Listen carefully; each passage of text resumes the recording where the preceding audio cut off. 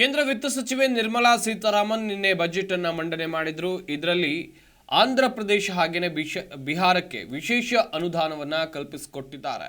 ಈ ಕುರಿತಂತೆ ಒಂದಷ್ಟು ಪರ ವಿರೋಧ ಹೇಳಿಕೆಗಳು ವ್ಯಕ್ತವಾಗ್ತಾ ಇದೆ. ಯಾಕೆ ಈ ಎರಡು ರಾಜ್ಯಗಳಿಗೆ ವಿಶೇಷ ಅನುದಾನವನ್ನ ಕಲ್ಪಿಸಿಕೊಟ್ರು, ಈ ಕುರಿತ ರಿಪೋರ್ಟ್ ನಿಮ್ಮ ಮುಂದೆ.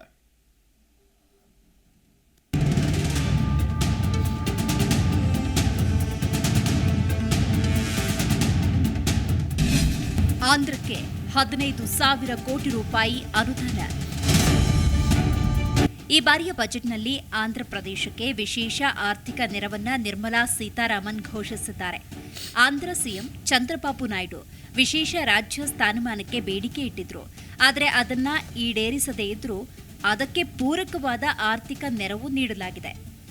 ಆಂಧ್ರದ ಹೊಸ ರಾಜಧಾನಿಯ ನಿರ್ಮಾಣಕ್ಕೆ 15,000 ಕೋಟಿ ರೂಪಾಯಿ ಮತ್ತು ಪೊಲ್ಲಾವರಂ ನೀರಾವರಿ ಯೋಜನೆಗೆ ಆರ್ಥಿಕ ನೆರವು ಘೋಷಿಸಲಾಗಿದೆ. ಬಜೆಟ್ನಲ್ಲಿ ಆಂಧ್ರಕ್ಕೆ ಸಿಕ್ಕಿದ್ದೇನು? ಆಂಧ್ರ ಪ್ರದೇಶದ ಅಭಿವೃದ್ಧಿಗಾಗಿ ಕೇಂದ್ರ ಸರ್ಕಾರ 15,000 ಕೋಟಿ ರೂಪಾಯಿ ಅನುದಾನ ಘೋಷಿಸಿದೆ. ರಾಜ್ಯದ ಜೀವನಾಡಿ ಪೊಲ್ಲಾವರಂ ಪ್ರಾಜೆಕ್ಟ್ ಪೂರ್ಣಗೊಳಿಸುವುದಕ್ಕೆ ಆರ್ಥಿಕ ನೆರವು ನೀಡಲಿದೆ.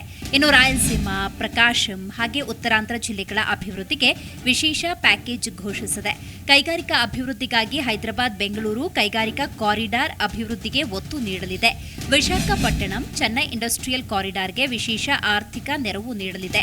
ಕೊಪ್ಪರ್ತಿ ಓರ್ವಕಲ್ಲು ಕೈಗಾರಿಕಾ ಕೇಂದ್ರಗಳ ಅಭಿವೃದ್ಧಿಗೆ ಕೇಂದ್ರ ಸರ್ಕಾರ ಒತ್ತು ನೀಡಲಿದೆ. ಆಂಧ್ರದಲ್ಲಿ ನೀರು, ವಿದ್ಯುತ್, ರೈಲ್ವೆ ಮತ್ತು ರಸ್ತೆಗಳ ಯೋಜನೆಗಳಿಗೆ ವಿಶೇಷ ಆರ್ಥಿಕ ನೆರವು ಒದಗಿಸಲಿದೆ. ವಿಭಜನೆ ಕಾಯ್ದೆಯಲ್ಲಿರುವ ಖಾತ್ರಿಗಳನ್ನು ಜಾರಿ ಮಾಡುವುದಕ್ಕೆ ಒಪ್ಪಿಗೆ ಸೂಚಿಸಿದೆ. ಬಿಹಾರಕ್ಕೆ 26,000 ಕೋಟಿ ರೂಪಾಯಿ ಅನುದಾನ. ಪ್ರವಾಹ ಪೀಡಿತ ಪ್ರದೇಶಗಳಿಗೆ 11,500 ಕೋಟಿ ರೂಪಾಯಿ ನೆರವು. ಬಿಹಾರಕ್ಕೆ ಹೊಸ ವಿಮಾನ ನಿಲ್ದಾಣಗಳು, ವೈದ್ಯಕೀಯ ಸೌಲಭ್ಯಗಳು, ಕ್ರೀಡಾ ಸೌಕರ್ಯಗಳನ್ನು ಒದಗಿಸಲಿದೆ. ರಾಜ್ಯದ ಹೆದ್ದಾರಿಗಳ ಅಭಿವೃದ್ಧಿಗೆ 26,000 ಕೋಟಿ ರೂಪಾಯಿ ಅನುದಾನ ಘೋಷಿಸಲಾಗಿದೆ.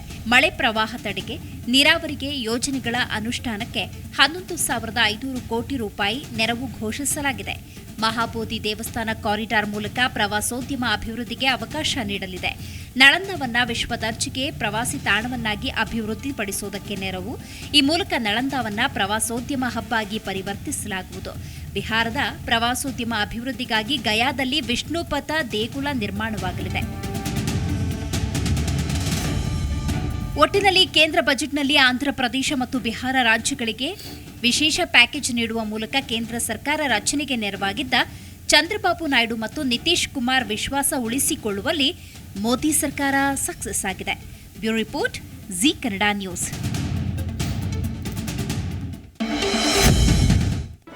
ಜಿ ಕನ್ನಡ ನ್ಯೂಸ್ ಈಗ ನಿಮ್ಮ ಮನೆಯಲ್ಲೇ ನೋಡಿ.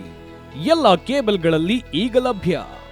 ಸನ್ Direct 292, Jio TV 1334, U Digital 162, City Cable 51, GTPL 17, Abhishek cables 821, Rock Line telecommunication 51, Shri Basaveshwara number 60, Vinayaka digital number 53, in digital number 896ರಲ್ಲಿ. ನಿಮ್ಮಿಸ್ತದ ಜಿ ಕನ್ನಡ ನ್ಯೂಸ್ ನೋಡಿ ಆನಂದಿಸಿ.